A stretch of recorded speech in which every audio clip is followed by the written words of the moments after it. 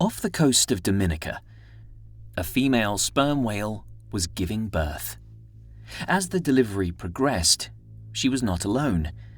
As the calf emerged into the water, a group of completely unrelated females, whales from outside her immediate family group, converged on the exact location.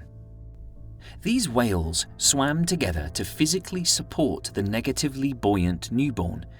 They acted as a coordinated raft, carefully squeezing the calf between their bodies and lifting it to the surface so it could take its first critical breath of air.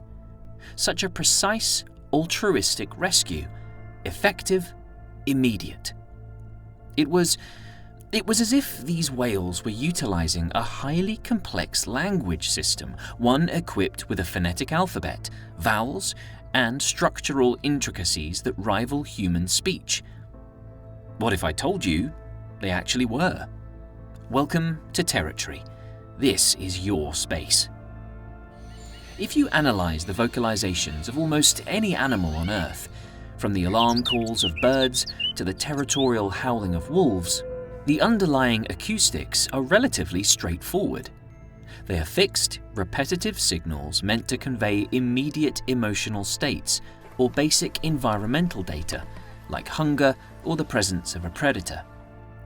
For the entire history of modern science, the complexity of human communication was considered unique in the animal kingdom. But recent analysis of decades of ocean acoustic data revealed that sperm whale communication has a combinatorial structure not previously observed in any animal. We've actually known these animals make noise for a very long time. Sailors spoke of hearing loud, rhythmic hammering echoing through the wooden hulls of their ships, leading many to nickname the sperm whale the carpenter fish.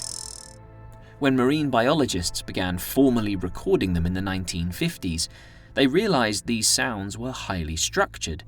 But for a long time, the scientific consensus was that sperm whale clicks, rhythmic sequences known as codas, functioned merely as a biological Morse code, a simple identification system.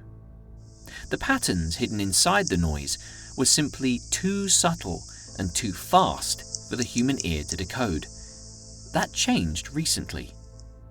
A research group known as Project SETI, the Cetacean Translation Initiative, analyzed decades of these underwater hydrophone recordings. They found that sperm whale codas possess a highly advanced combinatorial structure.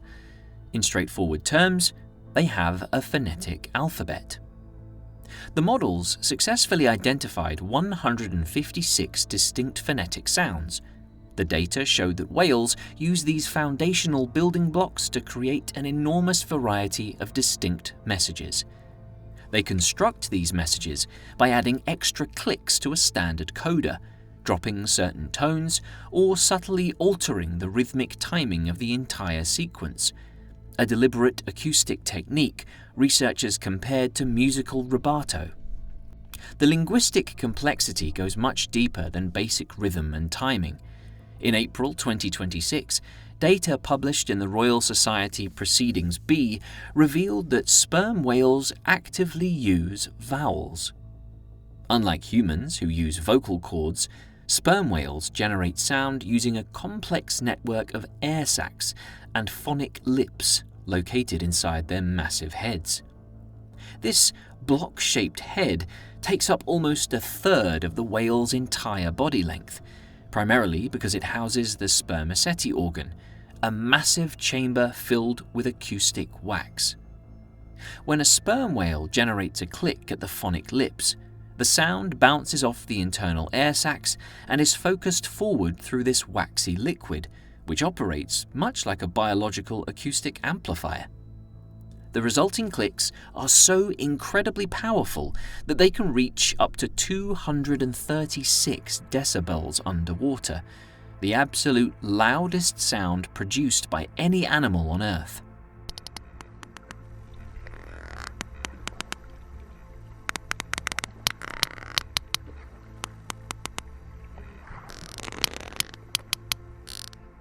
Scientists identified two distinct patterns they named a-codas and i-codas.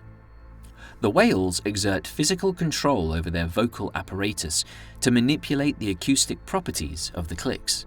They deliberately stretch or shorten the timing of the sound, producing the exact acoustic equivalent of a long A or a short I in human speech. The acoustic data also captured a phenomenon known as co-articulation. When humans speak naturally, the sound of one vowel is organically shaped by the vowel that came immediately before it, simply because our physical mouths are already shifting into position for the next sound.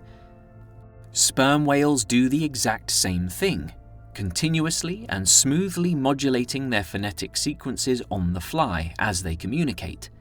This extreme level of acoustic modulation means sperm whale language bears a striking structural resemblance to complex tonal languages on Earth, specifically Mandarin Chinese.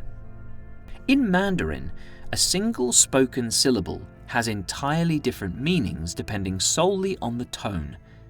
The syllable ma can mean mother, hemp, horse, or scold, based entirely on whether the speaker's pitch is rising, falling, or remaining flat. Data shows sperm whales utilizing this exact tonal strategy. They employ distinct rising, falling, and gliding tones within the resonance of their clicks, creating what linguists call a diphthongal pattern.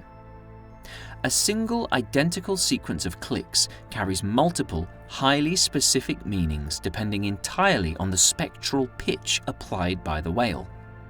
It is an intricate, sliding scale of meaning that requires a highly developed brain to process, parse, and translate in real time. At around 17 pounds, the brain of an adult sperm whale is more than 5 times the size of a human's. For tens of millions of years before the first human ancestors stood upright, these animals were already carrying massive biological processing units. They use this neural capacity to maintain highly organized, matrilineal societies. Mothers, daughters, and grandmothers stay together, hunting cooperatively and forming geographically distinct clans. To sustain these massive bodies, these clans routinely dive up to 2,000 meters into the ocean's midnight zone. In these sunless, crushing depths, the pressure is around 200 times greater than at the surface. They are hunting deep-sea squid, including the elusive and legendary giant squid. Because sunlight cannot penetrate these depths, their echolocation is the only way they can navigate the abyss and locate prey, while their complex codas coordinate their dives and hunting behavior between individuals in total darkness. Each clan possesses a unique acoustic identity, a specific recurring coda that acts as a regional dialect. Crucially, they do this while keeping their own unique cultural identities and dialects completely separate. This strongly suggests their communication is a learned culture, passed down generationally through continuous social interaction. Which brings us back to the footage of the birth. When those unrelated females from outside her immediate family group converged to help the newborn calf, they were crossing social boundaries to assist a stranger.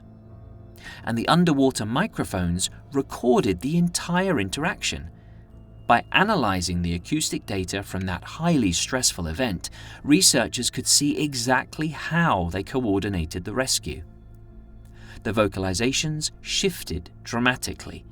The whales rapidly deployed highly specific vowel-like structures, intricate gliding tonal shifts, and precise co-articulation.